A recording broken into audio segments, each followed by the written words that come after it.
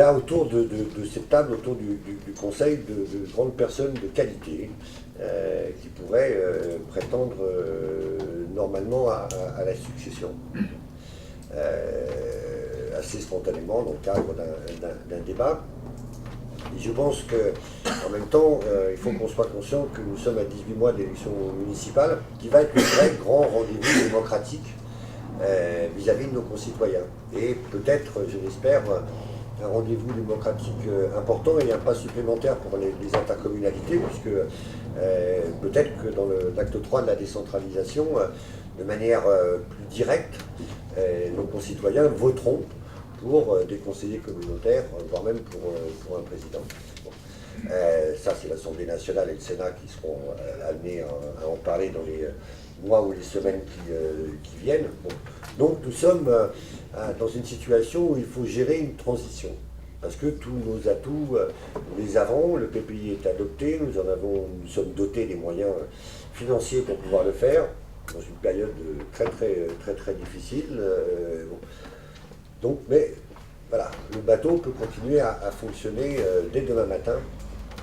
Et c'est dans ce cadre-là que je propose la candidature de David Baudet. Je suis évidemment très heureux de succéder à François Lamy. C'est d'abord pour moi une grande fierté d'avoir reçu sa confiance et d'avoir reçu aussi la confiance du Conseil communautaire.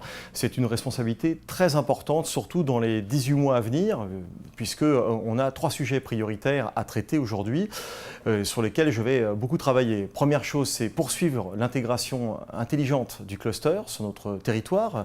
Le territoire va connaître des changements importants. Il faut que ces changements bénéficient aux populations qui nous ont élus. C'est très important, préserver leur cadre de vie, voire l'améliorer. Et enfin, évidemment, qu'il soit harmonieux du point de vue social, économique et environnemental pour les populations futures.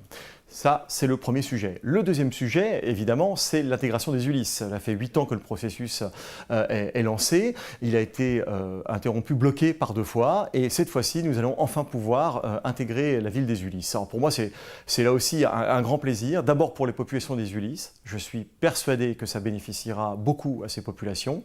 Ça va renforcer la force de la CAPS, puisque nous aurons un territoire qui va passer à 125 000 personnes et qui a une entité réelle, une unité réelle et importante. Et notamment, on récupère aussi une partie de la zone d'activité de Courtabœuf où il y a beaucoup de PME-PMI et c'est un challenge important pour nous de lier ces activités au plateau. Troisième point, évidemment, c'est les petites communes. Alors, petites du point de vue quantitatif, pas qualitatif, elles ont besoin de la CAPS pour tout ce qui est mutualisation. Elles ont besoin de notre aide à la fois humaine, c'est-à-dire que les équipes qui peuvent les aider, les accompagner pour réaliser leurs projets, et elles ont besoin évidemment de l'aide financière de la CAPS.